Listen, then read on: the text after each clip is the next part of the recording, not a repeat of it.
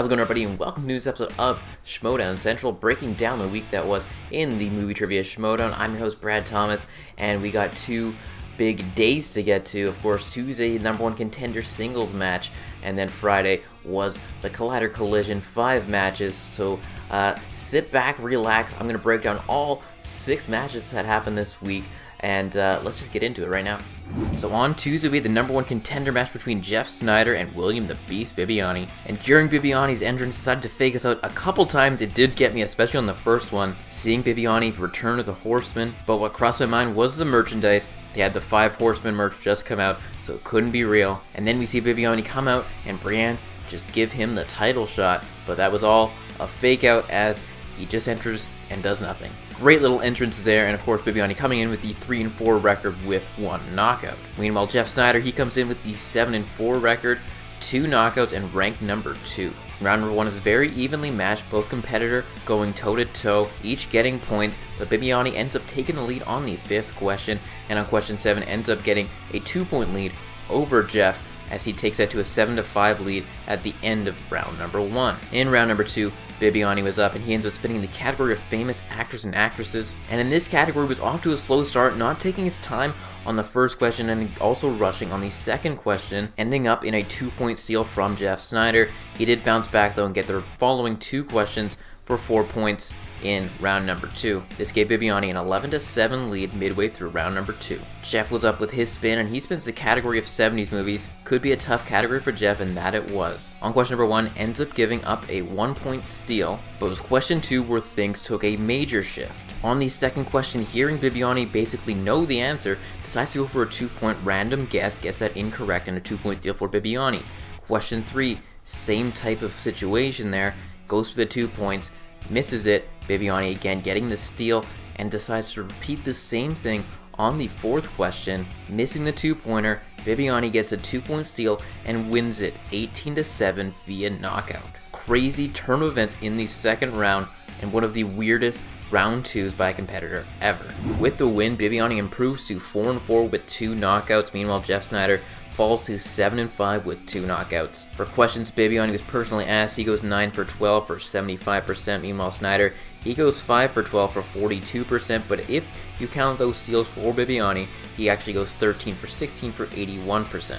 Had Sneider gone to 1 point on the 3 questions in round number 2 and still got those incorrect, it would only be a 15-7 lead, and a round 3 would be happening. Just a crazy turn of events, but it worked out for Bibbiani in the end.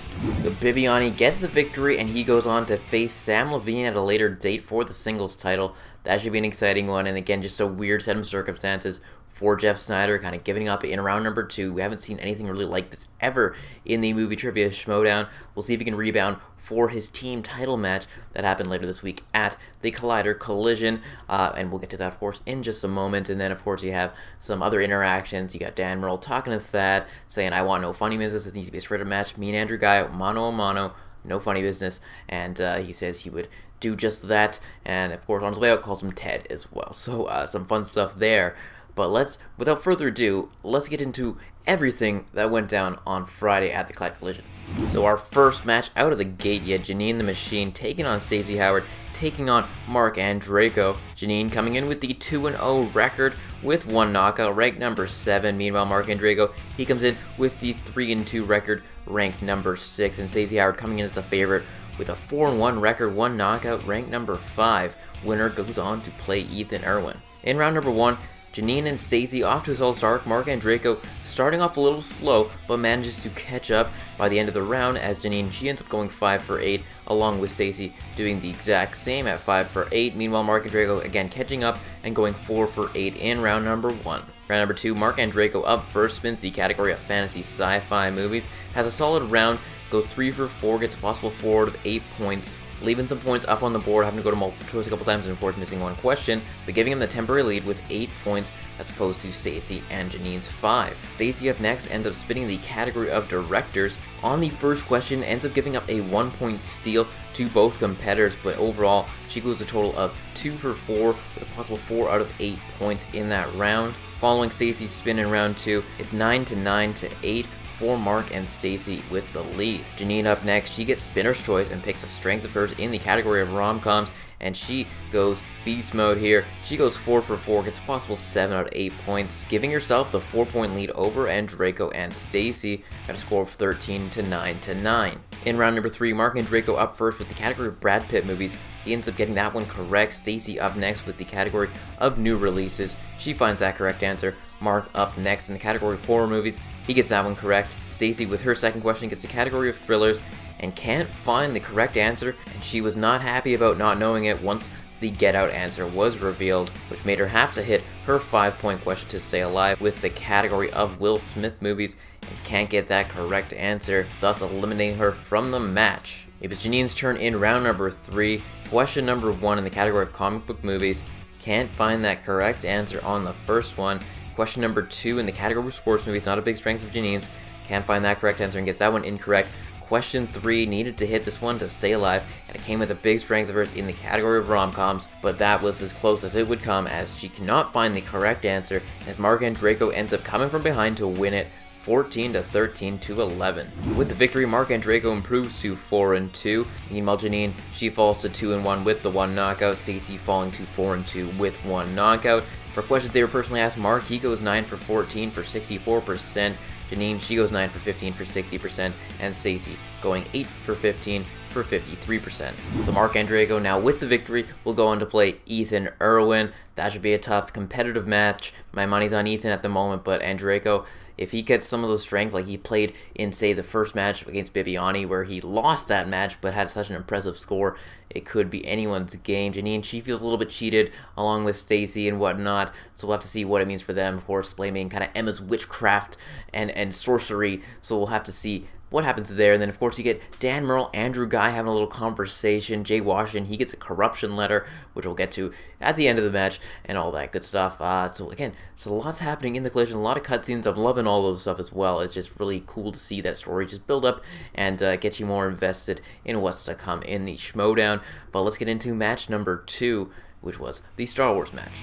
For the second match, Alex Damon issuing the open challenge to Bruce Greene, who accepted it. Winner gets the Star Wars Championship. Bruce Greene, of course, making his debut in the Schmoedown. Meanwhile, Alex Damon comes in with the 1-1 record. Round number 1, it was all Alex Damon, only missing on 1 question and going 9 for 10 in round number 1. Bruce Greene, he goes 3 for 10, again coming in last minute, a still commendable performance in round number 1. We'll see if he could bounce back in the second round.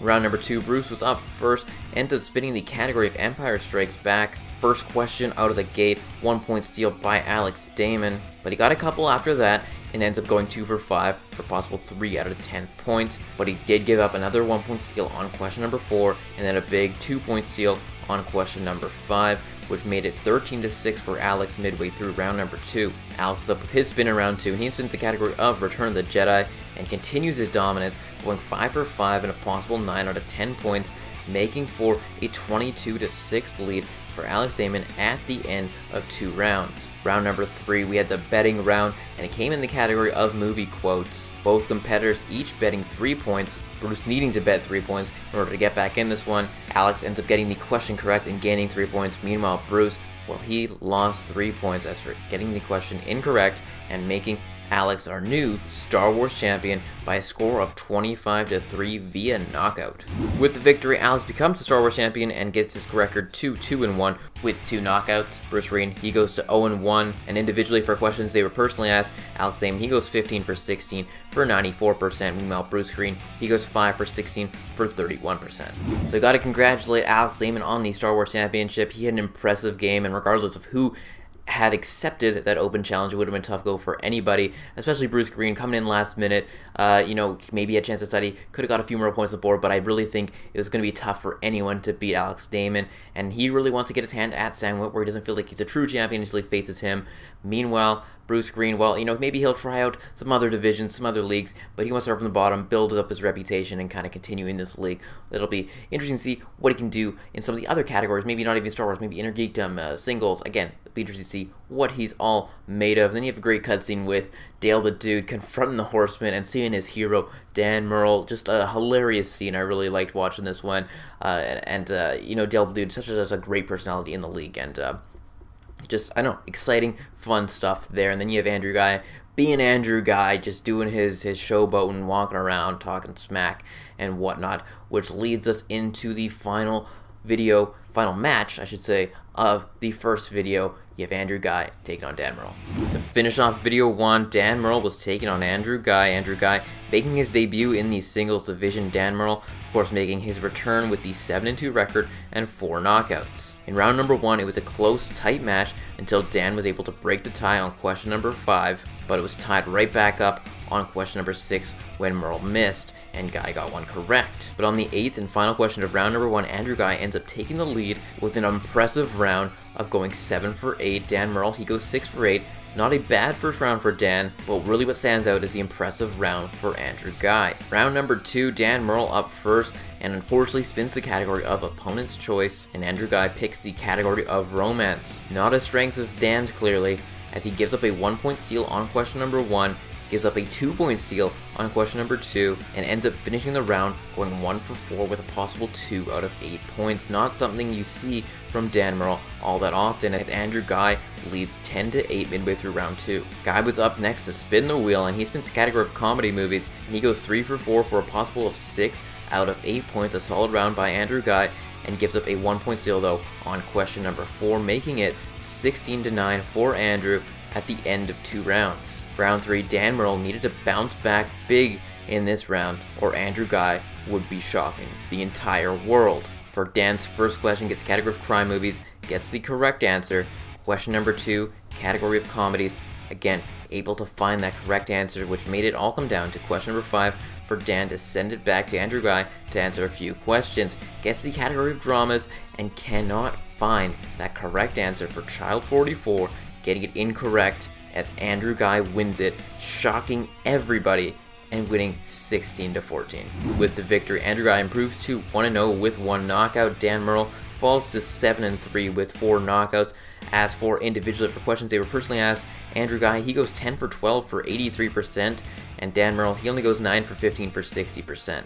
What a shocking turn of events. I was in complete utter shock and disbelief of what I just witnessed. It was crazy, but kudos to Andrew Ghai. He had such an impressive game, going 83%, and just a solid game by him. Dan Murrell, lower than probably his average, only going 60%, which isn't an awful game in the Schmoedown, but nothing that's going to win you championships at 60%. But just, again, a shocking turn of events. Dan Murrell keeping his composure in the post-game interview. Andrew Ghai on top of the world, of course, beating Dan Murrell. He's now quoting himself as the greatest of all time. Who knows? We'll have to see what's all next for it. Of course, we find out today, if you haven't seen the Facebook announcement, Dan Murrell at the live event will be in teams, maybe with his former partner, Mark Riley. That'll be interesting to see what he does moving forward, but just craziness, and I was shocked, disbelief, and yeah, that's really, there's no words to really describe what we just witnessed. But again, you can't take away anything from Andrew Ghai's game there, playing way above his average of what he normally gets in the team division individually.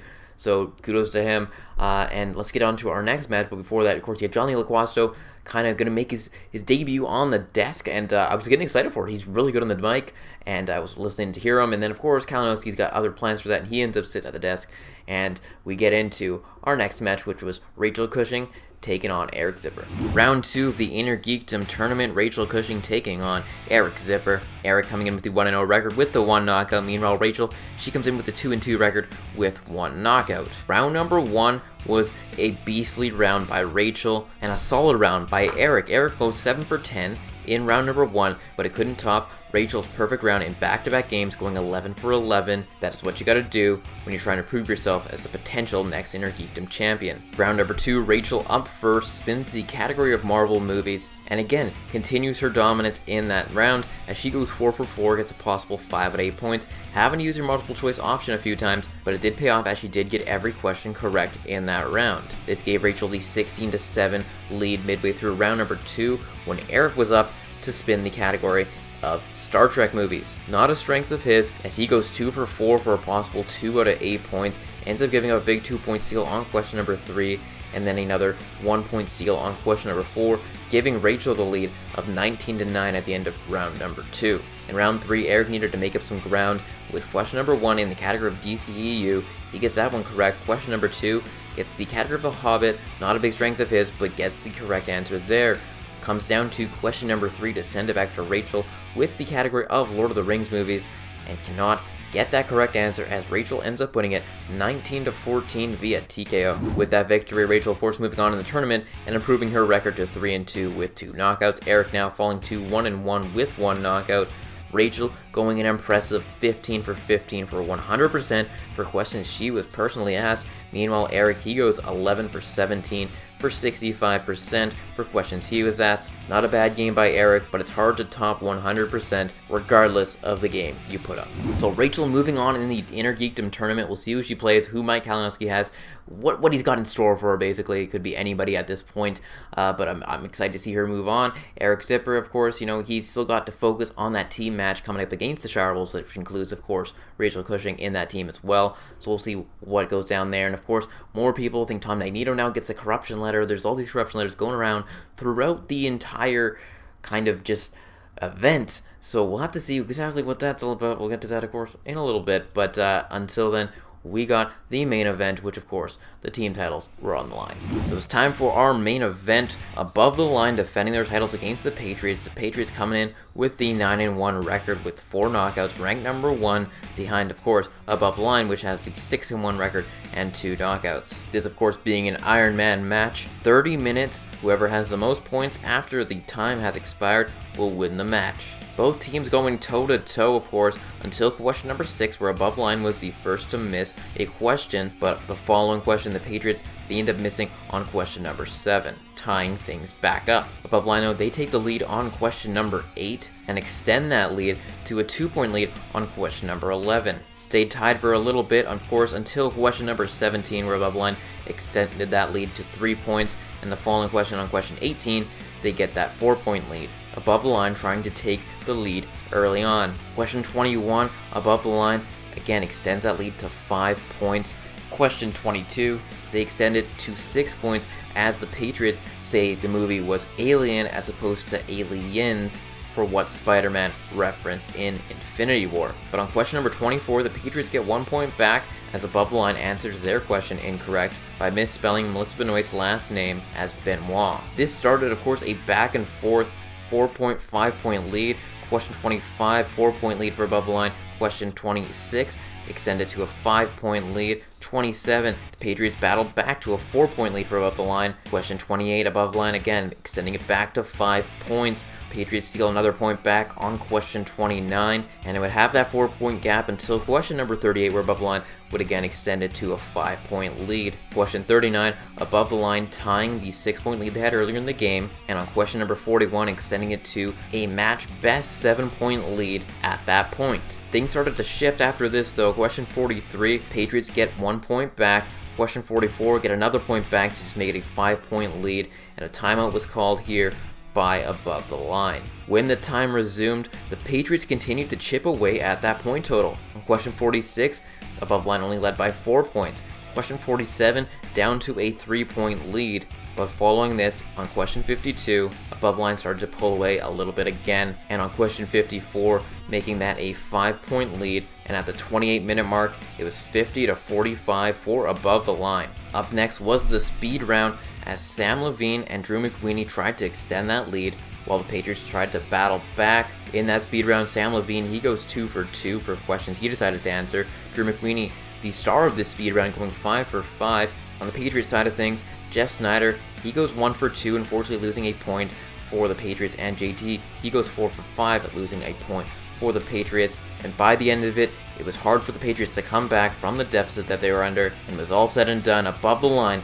ends up winning it 57-48, defending the belts and winning the rubber match between the two teams. With the victory, Above the Line improves to 7-1 with 2 knockouts. The Patriots now, they fall to 9-2 with the 4 knockouts. For the questions not in the speed round, Above the Line, they go 50 for 64 for 78%. Meanwhile, the Patriots, they go 45 for 64 for 70%. In the speed round, of course, Above the Line going 100% for questions they decided to answer. The Patriots, they go 5 for 7 for 71% for questions they decided to answer. And individually, Samm Levine goes 2 for 2, Drew McWeeny 5 for 5, JTE 4 for 5, and Jeff Sneider 1 for 2.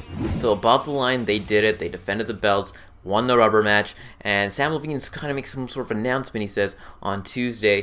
So we'll have to see what that's all about. There could be a lot of things to speculate about. Is he gonna just retire as a champion? I mean, that's where my brain goes first thing. I hope that's not the case, because I love watching him on screen, and he's become one of my favorites over the time that he's been here. So we'll have to see exactly what that's all about. I'm interested to see that. Of course, then the chaos ensues, though, during the Lions Den interview, and the Lions Den are basically no more. Ken Knapsack calls out Dagnino, says he's trying to sell off his people, he's planning, he's scheming, trying to recruit other people. So that was all crazy. And then you see him basically, he's going to form his own faction, the Knights of Ken. We'll see who joins with him. It looks like Snider's going to be there. We'll have to see if Donica joins in on that, what the deal is with that. It was craziness. JT, though, he's going to stick with Tom Dagnino, so we'll have to see what's all that all about. But it was just craziness and madness. Lions Den, just everything combusts. The Patriots are no more. It was crazy. It was crazy. That's really all I can say about that. And then, of course, the end of the thing, Thad makes an announcement about the team tournament, and it's going to be Anarchy. Kalinowski, of course, orchestrating everything, putting all these teams together. Everyone's going to be jumbled up, random draws, and I'm excited for it, because it's going to create some interesting dynamics between the players, some great storylines, and it's just a lot of fun stuff that, the possibilities are endless, and I'm excited to see what goes down there. So on Tuesday, we got the post-collision special coming up. No matches there, but we'll have to see what Samm Levine's announcement is, what he's going to say, what exactly his announcement's all about. I'm interested to see what it is. But on Friday, we got round 2 of the Inner Geekdom tournament, Kalinowski taking on Marc Andreyko. That's at least what it says at the moment. Again, Kalinowski pulling strings. It could be changed up. Who really knows? As for our play of the game, that's got to be Andrew Ghai's round 2, picking romance for Dan Murrell's question, and just his round 2 round in general, limiting Dan to 1 correct answer for a possible 2 out of 8 points, and getting 3 points in steals, plus the 6 points he earned in his own round, really set Andrew Ghai up for success and got him that TKO victory over one of the best of all time. It was an impressive feat and a big play by Andrew Ghai, putting his name down in the league and skyrocketing up the rankings. As for our misplay of the week, that's got to come from the singles #1 contender match, Jeff Sneider's round number 2. Nothing will top this one. This could be misplay of the year potential, when he just gave up in round number 2. Again, had he just gone to multiple choice on those last 3 questions, there would be a round 3, and Bibbiani not being good at round 3 could have changed the entire outcome of the event. Jeff Sneider could be the #1 contender here, but that is not the case, and Bibbiani now going on to play Samm Levine. But our player of the week needs to be Rachel the Crusher Cushing, going 100% in her match. 11 for 11 in round number 1, back-to-back perfect rounds in back-to-back games, and navigating her way through a tough round 2 for her in Marvel movies. She still goes 4 for 4, gets possible 5 out of 8 points, and that was enough to send Eric Sipper home. So there you have it, the supersized episode for the Collider Collision and the #1 contender match earlier this week. I hope you enjoyed it. Please give this a like. I spent probably so much time, I haven't edited at this point of recording, but I know for a fact I spent a lot of time editing this thing, and probably my entire Saturday doing so. So please let me know, share this, like this, comment, let me know your thoughts on the whole video itself and just the whole collision as a whole. What was your most shocking moments? I'm sure everyone's going to say the Andrew Ghai victory, but maybe some of the other unsung moments, like the Lions Den splitting up and the whole Anarchy team tournament that's coming up. A lot to talk about at the Collider Collision. It was crazy. It was great. Bravo to the whole Collider crew, Christian Harloff, Mark Ellis, the whole entire Schmoedown crew, cast, the people behind the scenes. A big thank you. You guys put in so much work for all of us here, all the great content, and I just love watching it. It's exciting, and it gets your mind off of things for a little bit, and just lets you enjoy some crazy antics and some movie trivia. So it's all good stuff. Again, thank you so much for watching, and I will talk to you all next week on Schmoedown Central. There's one match to get to, but I will talk about it all next week. So I'll talk to you guys all later.